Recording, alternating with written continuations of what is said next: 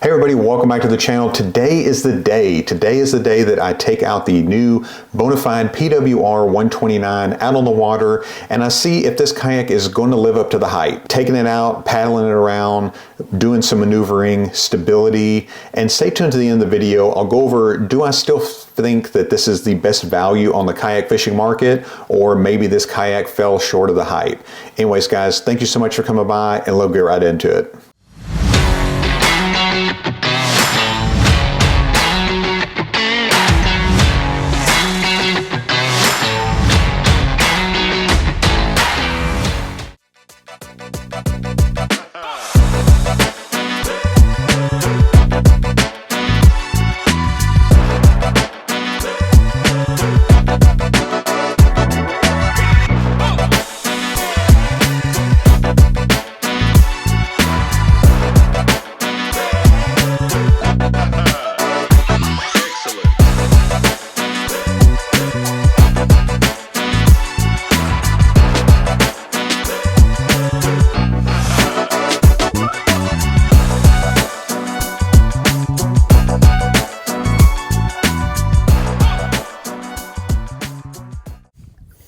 Okay guys, so welcome back to the channel. What you see here I've got is the PWR from Bonafide Kayaks, or the Power 129, and I've got it here on the water. I rigged it up just kind of minimalist. I've got my Black Pack Pro behind me. I've got my rod stuck into the tip protector in the front, and I've got one sticking out back just to kind of give you an overall sense of how you can run this. So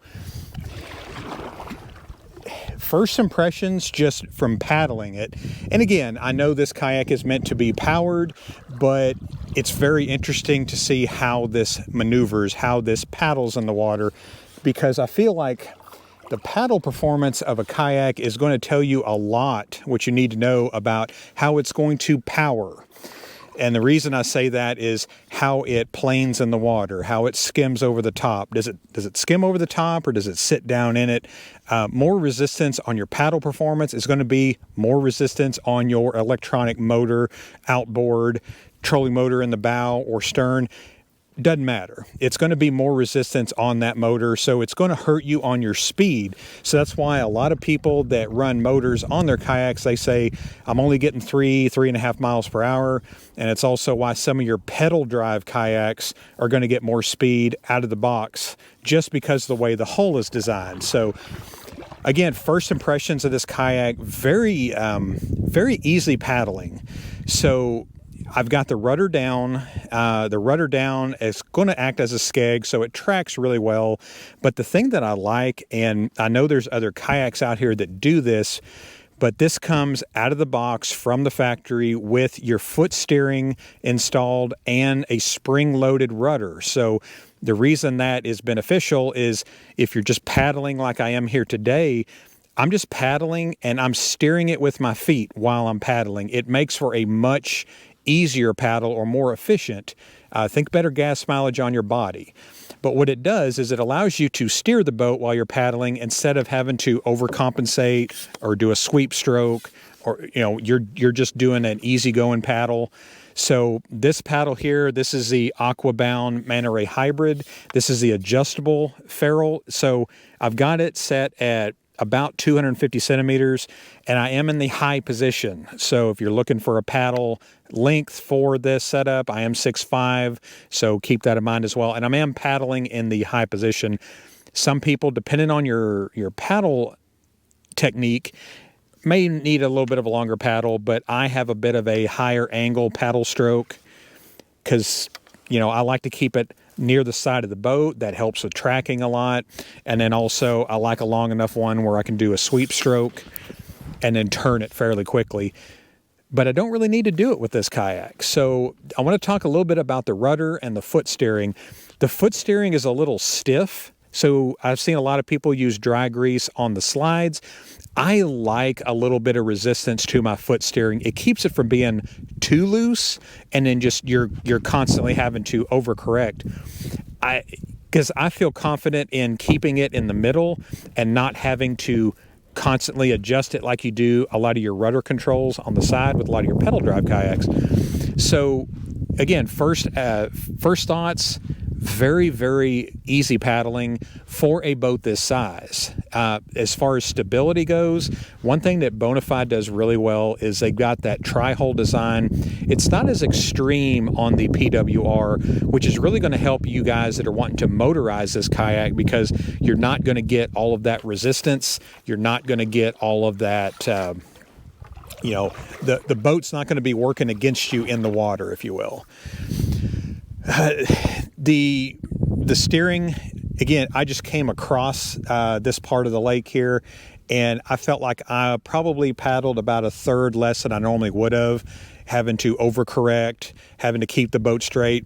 I've got a little bit of wind here, nothing crazy, but it's worth noting that the foot steering, I'm not used to using foot steering while I'm paddling a kayak. I really like it. One thing that I'm looking forward to doing with this kayak is getting it on a moving river.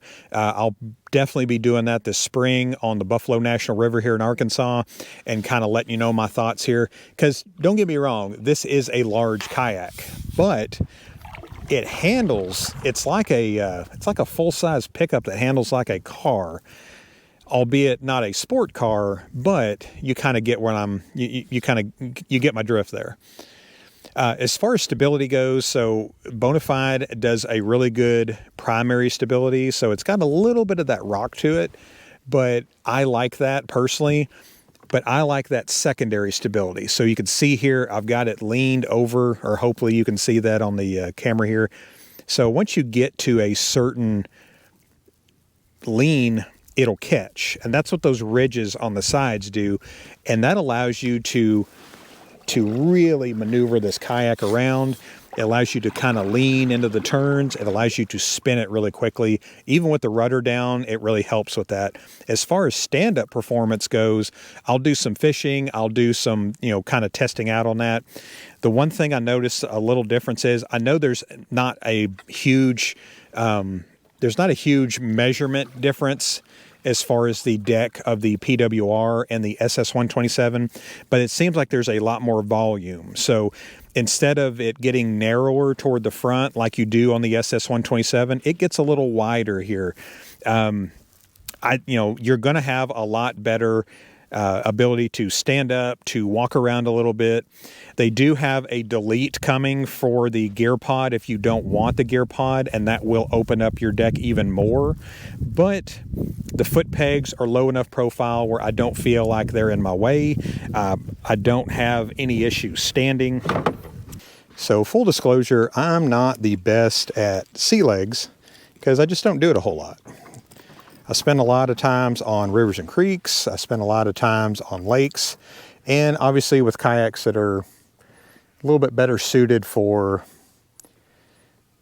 sitting down in a high position anyway, like you do this one. But this one's really, really stable. Obviously it's nice to be able to kind of lean on one leg on that secondary stability, and in that way you don't have as much as that wobble. Obviously, the benefit of stand-up is better sight, better vision. With a nice set of polarized sunglasses and the sun shining hitting here, I can see the bottom.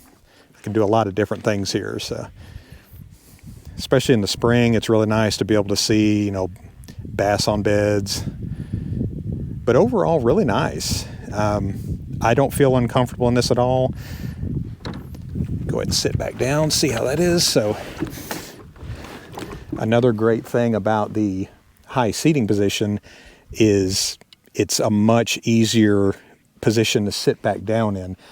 Another good thing about this kayak too is with the rudder down, since it protrudes down really far, it will act as a skeg, so it'll keep you from spinning as much, especially if you get a little bit of a breeze or a little bit of a current pushing you around. And it'll allow you to, kind of like I'm doing here, you may not be able to tell it on the video, of course, but it allows you to kind of float parallel down, along with the current, down some banks, and then hit some fish in some of these shallower areas. Another thing too, kind of piggybacking a little bit off of drifting along the banks, if you do find yourself starting to turn a little bit, I keep forgetting I've got foot steering. So it's really, really nice to be able to just gently turn those pedals one way or the other, and it will correct. So those of you that like to fish some deep rivers with some, some moving water in it, it gives you this more hands-free experience like you see here, and you're not at the mercy of what the water's doing to an extent.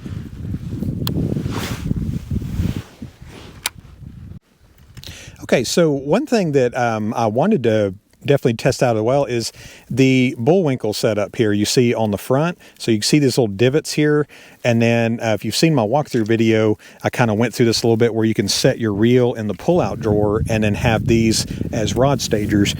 I really like this setup because what it allows you to do is if you want to kind of paddle or motor to a different spot, you can lay this rod back, and you can also see hopefully how high that sits up from the deck of the boat here on the bow. So what that allows you to do is it allows it to set up a little bit higher to where you're not worrying about it hooking into the side of your boat. And it's not going to damage the boat, but if you've got it tangled up out here on anything or even another rod, it's a huge frustration. You've got a big mess, that rivals any bird's nest that you get on any bait caster. Here, I'm going to go ahead and pull the rudder up. So it's all the way up into the hull, and I want to see how quickly I can spin this around. Namely, I'm thinking about rivers, I'm thinking about creeks, some moving water, going over those shoals and being able to turn it really quickly. How many paddle strokes I can do that in.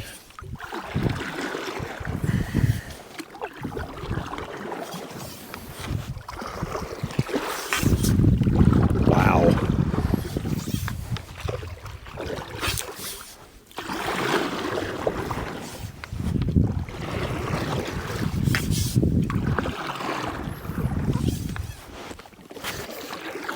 So really, really quick, I'm literally spinning this in place.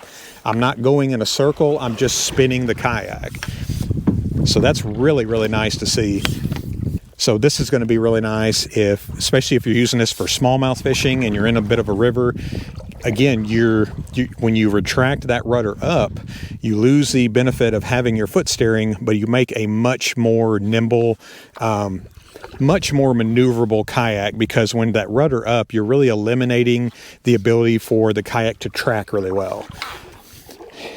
So the fact that you've got the rudder that comes down, it gives you two kayaks in one, if you will. Very much like the RVR119, it's going to give you a kayak that with the drop down skeg up, it gives it a very maneuverable. You're going to be able to spin it in moving water. And then with it down, you're going to be able to track. Think about paddling upstream. Think about drifting down it. And I'm kind of moving into a little narrow channel here. So some people may want the rudder down. Some people may want it up. I like it up in an area like this because it allows me, if I see something really quick, it allows me to turn to face it and then to start casting into that direction there. Guys, I'm going to be honest with you. I'm very pleasantly surprised. There's, how like when you see a kayak or you experience other kayaks within the same niche, if you will, I like this because you have two different handling kayaks. So think of this as a RVR HD. That's the best way for me to describe this. It's an RVR HD. You've got the ability to run your stern mount motors. You've got the ability to run your bow mount motors also. It's not as extreme of a catamaran style hull. It's not that huge tri-hull design. That allows me to turn it really quickly. That allows me to drop the rudder down also, which is included with the kayak. That's something that I feel like you can't, you really have to notice that, because to have a rudder included in it with foot steering installed, that's a tremendous value in the price point. So specifically, I'm talking about comparisons to the NuCanoe Unlimited. So with the Unlimited, you can do the bow mount motor, you can do the stern mount motor. And if you like that wide open deck space, you like just open, open floor concept, if you will, you're going to like that kayak. But if you like some storage features, mounting features, there's a lot of stuff out of the box that you get with the PWR that cost extra with the Unlimited. Namely, think about the front gear pod. Think about the rudder, the foot steering. That's close to $500 worth of stuff that you'd have to add to really any other kayak. Not knocking the other kayaks, but depending on what you're wanting your kayak to do, this may be the right kayak for you.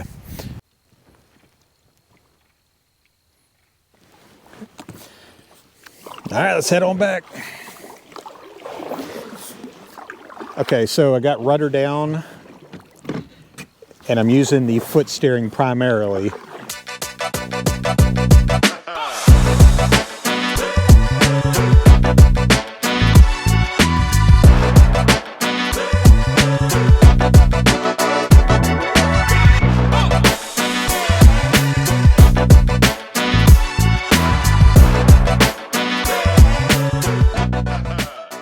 So as you can see, I'm paddling here. I've got a point here in front of me. So I've stopped paddling and I'm just going to steer into it.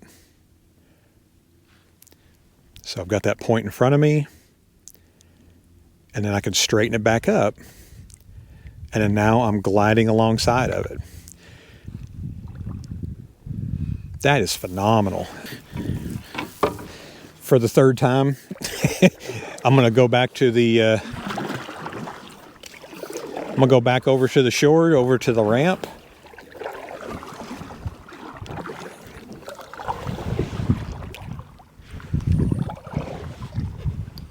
Man, that's steering.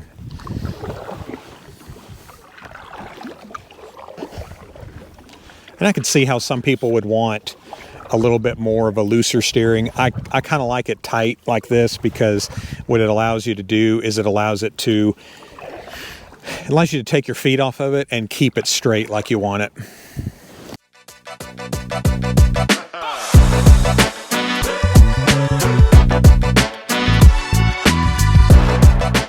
Okay guys, so I'm going to go ahead and finish up here. I'm going to get back to the house. I'm going to load everything up, and I'm going to give you kind of an overall summary of what I thought about the kayak, who it's meant for, who it's not meant for, and what it does really well. And maybe some things that are, if you're looking at this kayak versus some other kayaks that you may want to consider. So anyways, guys, I'm gonna get back to the shore and we'll see you here in a second. Okay guys, so hope you enjoyed the video. I tried to get it out to you guys as quickly as possible, so did have some delays there, but I really love this kayak. So the biggest thing that I would suggest to you guys is when you're considering a kayak like this, or or this specific kayak, is the PWR or the NuCanoe Unlimited or the SS127. It really depends on where you're wanting to go in the future of you and your kayak fishing. How do you want to rig this up? How are you going to primarily use this kayak? In my opinion, this one seems to be a much better multi-water kayak than the Unlimited, and especially the SS127. I'm really curious to see how this floats on a river, how the control is with the rudder up, with the rudder down. I'm really looking forward to finding that one out. But the price point, so let's not skim over the price point of the PWR129. $18.99 is by no means a cheap kayak, but there's a lot of value in here. So $18.99 is now the new price of the NuCanoe Unlimited. So when you compare the two kayaks with the front pod, which costs an extra $230 through NuCanoe, with the foot control steering, with the rudder, it's really, the value is a huge steer for the PWR, in my opinion. If you saw my video on the NuCanoe Unlimited versus the SS127, I did this maybe a couple of weeks before it was announced that this kayak was coming out, and this kayak really fixes a lot of the problems that the SS127 has versus the NuCanoe Unlimited. There is no ceiling to this kayak. Now, as far as which kayak's right for you, and like I said, it depends on what you're wanting to go with this. So you may not need all the features on this kayak. If you are planning on motorizing or utilizing this with that foot control steering, rudder, controlling your drift down these streams and rivers, this may be a phenomenal value, but if you're not going to use it, you may be paying for some features that you don't have. There's a lot of great options out there from a lot of great manufacturers. But if you do see yourself getting really serious into tournament fishing, into multi-water fishing, large open lake, open water, motorizing it, think about your motor guide with the spot lock, the XI3. This boat is really going to be the do-all and really kind of the chicken breast of the kayak fishing industry. There is literally, you can season it any way you want to. It's going to fit for whatever you want to do. I think, my opinion, so far here in the 2024 season, which is already starting to ramp up, this could be the best value in fishing kayaks. Stability, speed, maneuverability, customization is just to the max. And there's a lot of things you can add. There's a lot of things you can take away, but guys, this kayak is got me probably the most excited I've been in a kayak in quite some time. But anyways, what do you guys think of the PWR129? Is it on your short list? Is it something you already purchased and you're waiting for your dealer to get it? Let me know down in the comments below. And as always, thank you so much for watching these videos. We look forward to getting you some more content here in the new year. Thank you so much for this year. If you're new to the channel, don't forget to like and subscribe, join the community, check out some of the new content coming out and some of the old content that we've got in our past here. We've got a pretty expansive library of kayak videos and on the water stuff. So without further ado, thank you so much, guys, and we'll see you on the next video.